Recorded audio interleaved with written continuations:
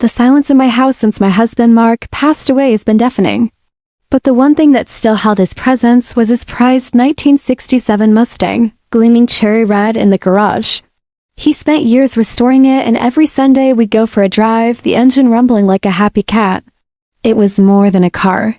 It was our history, our Sunday ritual, a piece of his soul. My son David knew this. He helped his dad polish the chrome when he was a boy. A few days ago, David and his wife Sarah came over. Sarah was scrolling through her phone, showing me pictures of the Eiffel Tower. She gushed, "Oh, wouldn't it be a dream to go to Paris for our anniversary? It's just so expensive though." I saw a strange look pass between her and David. I didn't think much of it then, but my heart felt a little cold. The next morning, I went to the garage to just sit in the Mustang to feel close to Mark. The door was open, and the space where the car should have been was empty. Just a dark, oil-stained patch on the concrete. Panic seized me. I called David, my voice trembling. He was quiet for a moment before he said it. "Mom, I sold it. Sarah and I are going to Paris. It was just sitting there collecting dust. It's time to move on." Move on? The words echoed in the empty garage. He sold our memories for a vacation. I couldn't even speak. I just hung up, the tears I'd held back for months finally breaking free. He didn't just sell a car. He sold the last tangible piece of his father. How could he be so cold, so thoughtless? My own son. The grief was so overwhelming I thought my heart would literally break in two. A few hours later, my phone rang. An unfamiliar number. I almost ignored it, but something told me to answer. A man's voice, warm and kind, said, "Ma'am, my name is Mr. Harrison. I own Harrison's Classic Cars. I believe your son sold me a 1967 Mustang this morning."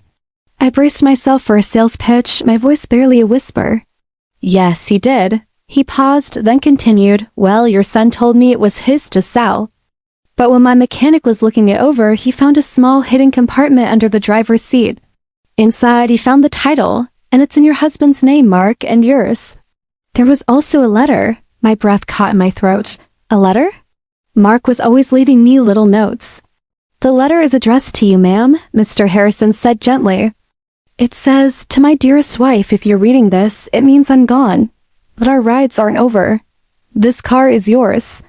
Never sell it for anything less than your happiness. All my love, Mark. Ma'am, this car legally belongs to you. It was never your son's to sell. I've reversed the transaction. Your Mustang is here waiting for you whenever you're ready to pick it up." I couldn't hold back the sob that escaped me. They were tears of relief, of grief, but also of profound love. Even from beyond, Mark was still taking care of me. Mr. Harrison told me to take my time, that he'd keep the car safe. I thanked him, my heart overflowing with gratitude for this kind stranger. As for my son, I don't know what to say to him. He'll have to live with what he did. But today, I'm going to go for a drive. For Mark, for me, our rides aren't over. She laughed, a bitter, hollow sound, wiping her face with a damp sleeve. "You don't have to pretend." "I'm not pretending," I insisted, my voice tight. "Yes, you are," she snapped, her eyes flashing with old pain. "You always do. You always try to fix things. This isn't something you can fix."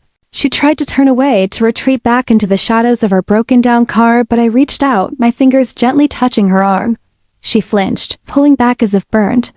That single, reflexive movement hurt more than any harsh words she could have thrown at me.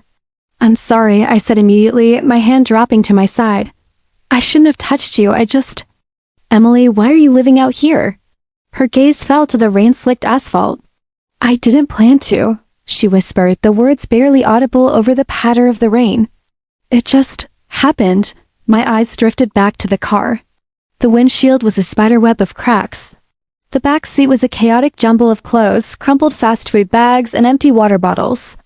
A single thin blanket was folded neatly in the corner, a sad testament to her nightly routine. "How long?" I asked, my voice barely a whisper. She hesitated, the silence stretching between us. 2 months. 2 months.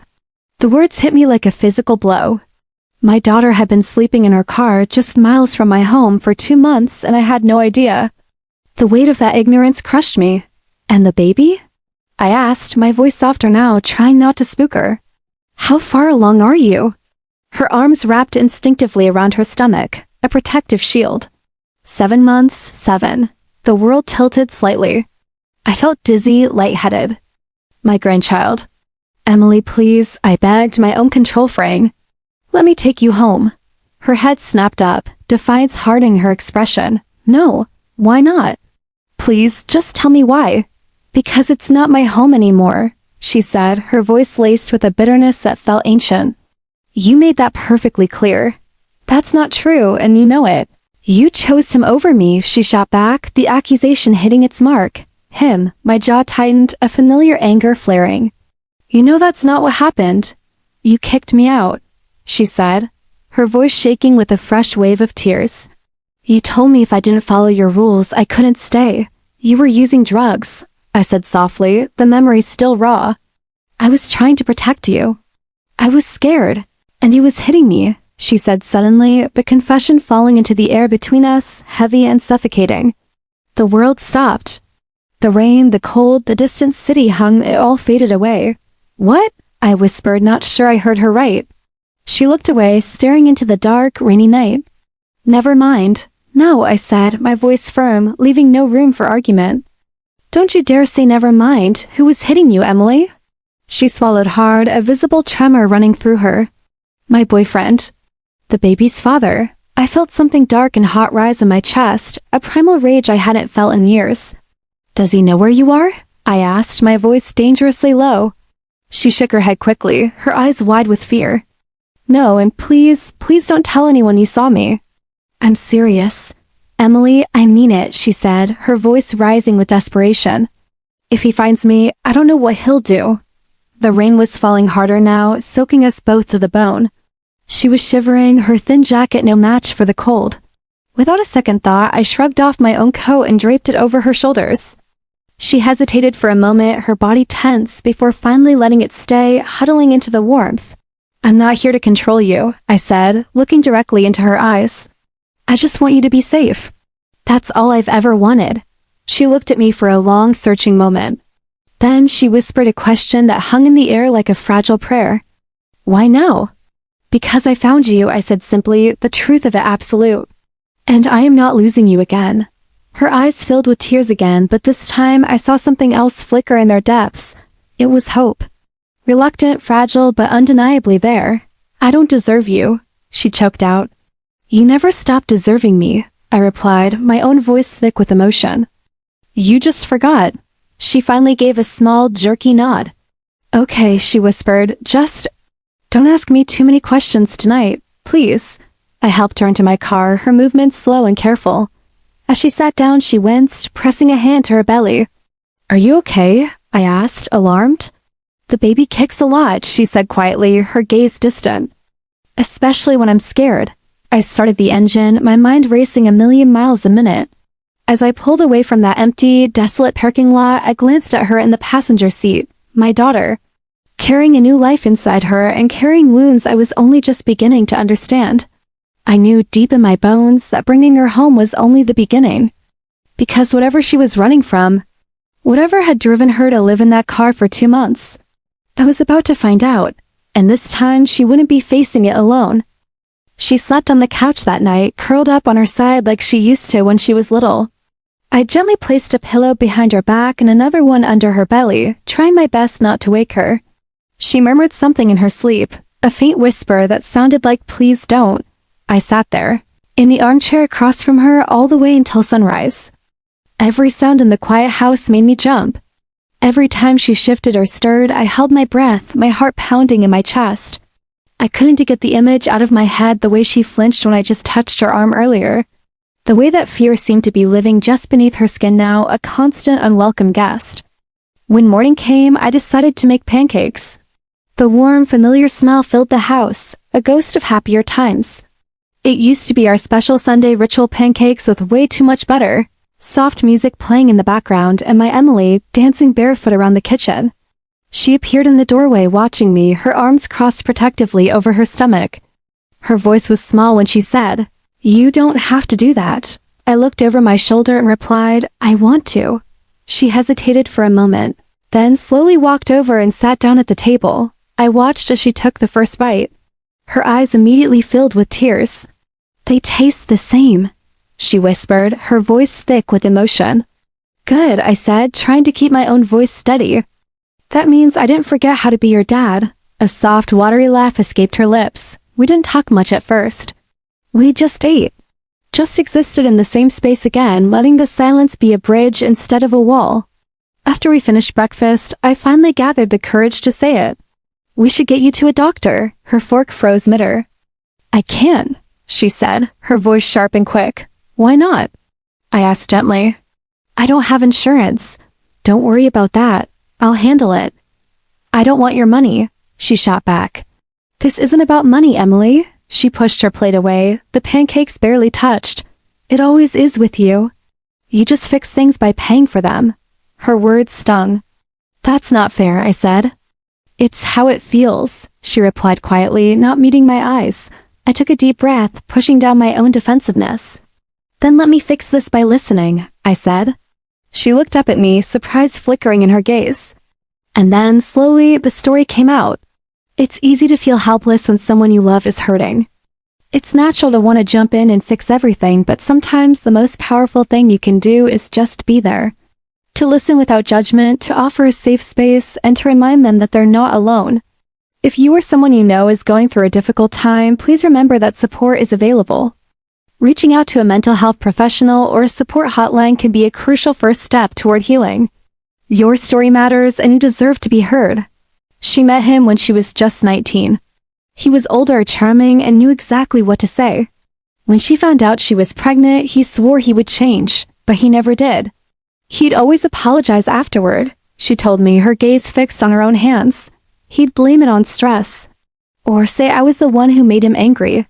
Under the table, my fists clenched so tight my knuckles turned white. When I left your house, she went on, her voice barely a whisper, I thought being on my own would prove I wasn't weak. But all I did was trade one cage for another. I had to ask. When did it get really bad? She paused, the hesitation hanging heavy in the air. It started when I told him I was keeping the baby. My heart, which was already aching for her, shattered into a million more pieces. He said I was ruining his life, she whispered. Then he shoved me. It was just once at first. I leaned in, dreading the answer. And after that? She finally looked up at me and her eyes were hollow, empty. After that, I learned how to stay quiet. I couldn't sit still anymore. I jumped up and started pacing the kitchen, the linoleum cold under my feet. I should have protected you, I said, the words catching in my throat. I should have tried so much harder, but she was firm. No, she said, her voice stronger than it had been all day. You didn't cause this, but I wasn't there for you. I argued. She reached across the table, her small hand covering mine. You are now. And in that single moment, a terrifying realization washed over me. This wasn't just about saving my sister Emily. There was a baby on the way. A child who deserved to feel safe, to have stability, to be surrounded by love. And then there was him. The shadow lurking behind all of this. What's his name? I asked, my voice low and serious. She tensed up immediately. Why do you need to know? Because, I said, meeting her gaze, I need to know who I'm protecting you from. She swallowed hard, the sound echoing in the quiet room. Jason. The name hung in the air, heavy and suffocating. Later that afternoon, while Emily was finally getting some rest, I went out to her car to grab her belongings. And that's when I found it. Tucked away under the driver's seat, hidden inside a plastic bag, was a restraining order, filed and denied. My chest tightened as I read through the dates, the judge's cold, dismissive notes citing a lack of evidence. But it was the last page that made my blood run cold. A small, handwritten note was attached. If anything happens to me, it was Jason. My hands began to shake uncontrollably. Emily hadn't just been running away, she'd been preparing for the worst. I didn't sleep a wink that night. Every creak of the house, every shadow in the corner sent a jolt of fear through me. Because I knew something that Emily didn't. Jason hadn't just disappeared. He had been actively looking for her. And now that she was back here under my roof, the danger was here too. If you or someone you know is experiencing a similar situation, please know that you are not alone and help is available. You can reach out to the National Domestic Violence Hotline. The knock came at 2:17 in the morning. 3 sharp, firm knocks, too deliberate for a neighbor stopping by. Way too confident for a stranger who'd lost their way. On the couch, Emily sat bolt upright, clutching her stomach in a protective gesture. She looked at me, her eyes wide with terror, and whispered, "That's him." My blood ran ice cold in my veins. A wave of dread washed over me, but I knew I had to be strong, for her, for the both of them. "Stay here," I said, my voice barely above a whisper, trying to project a calm I didn't feel. She immediately grabbed my sleeve, her grip desperate. "Please," she begged, "don't open the door." I moved slowly toward the front door, my heart hammering against my ribs. My hand shook as I reached for the peephole. I peered through the small, distorted lens, and there he was, Jason. He was taller than I pictured from Emily's descriptions. Taller and somehow more menacing despite the calm expression on his face. He was actually smiling, a faint, smug little smile, as if he had every right in the world to be standing on my porch at this ungodly hour. As if he owned the place, as if he owned her. That smile, more than anything, sent a surge of protective anger through me. I took a deep breath, unlocked the deadbolt, and opened the door just a crack, just enough to block the entry with my body. I made myself a human shield. "You're on private property," I said, my voice low and steady. "Leave now." He didn't even flinch. His smile didn't waver. "I'm here for my girlfriend," he replied, his tone smooth as oil, utterly devoid of any real emotion. "She forgot something." My jaw clenched. "She's not here." He leaned in closer, his eyes glinting in the dim porch light, trying to peer past me into the house. "You sure about that?" His voice was a low taunt, designed to intimidate, to challenge. That was it. I'd had enough of him trying to control the situation. I stepped fully outside, pulling the door shut behind me, the click of the latch echoing in the silent night. I wanted him away from the house, away from her. I stood between him and the door, planting my feet firmly on the ground. "You will leave," I said, enunciating each word with cold precision, "or I will call the police." He let out a short, humorless laugh, a scoff. "Good luck with that," he sneered. "Last time they didn't do a damn thing to help her." He said it with such confidence, such arrogance, and the casual cruelty of it, the way he boasted about the system failing her. Something inside me just snapped. A white-hot fury I hadn't felt in years surged through me. My hands started to shake, not from fear, but from pure, unadulterated rage. "You touch her again," I said, my voice trembling with it, "and I swear to God, I will ruin you." I wasn't just making a threat, I was making a promise. His smug smile finally faded. For the first time, a flicker of something else, uncertainty, maybe even a sliver of fear crossed his face. He recoiled slightly. "You think you can save her?" He sneered, trying to regain his footing, to reassert his dominance. "She always comes back, always." That's when I knew what to do. The rage cooled into a sharp, clear resolve. I slowly reached into my pocket, my eyes never leaving his. I pulled out my phone, my thumb swiping across the screen to the camera app, and hit record. The small red light blinked to life. I held the phone up, steady and unwavering. "Say that again," I said, my voice dangerously calm now. "Say it again for the camera." He froze. Utterly and completely. His eyes darted from my face to the phone and back again. The bully, the manipulator, was finally caught in the spotlight without a script. He was a coward, and the light terrified him. He took a step back, then another. The mask of confidence had crumbled completely, revealing the pathetic man underneath. "This isn't over," he muttered, his voice weak, a pathetic echo of his earlier bravado.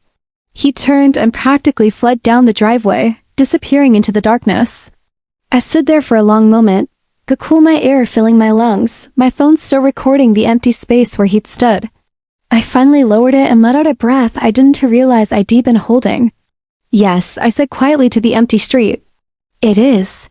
When I stepped back inside, the strength I projected evaporated. Emily collapsed into my arms, the terror and relief finally breaking through in a storm of sobs. She clung to me, her body shaking uncontrollably. I held her tight, stroking her hair, whispering reassurances. "I won't let him hurt you," I said, my voice thick with emotion. "I promise." "I won't let him hurt either of you." In the weeks that followed, everything changed. It was like the darkness had finally lifted, allowing the sun to shine in. We went to the police, and this time we didn't go empty-handed. We had the video. His own words, his own threats, recorded for everyone to see. A new, stronger restraining order was filed, and this time it had teeth. Emily started her journey of healing. She began seeing a therapist, someone to help her unpack the years of trauma and fear. She started going to her prenatal appointments, focusing on the new life growing inside her. I watched as the color slowly returned to her cheeks as the light came back into her eyes. It was a slow process, but with every passing day, she grew stronger, more confident. She was finally free. The day her daughter was born was one of the happiest days of my life. I was there in the hospital room, a bundle of nerves and excitement. After the whirlwind of birth, when things had quieted down, Emily was holding her beautiful baby girl.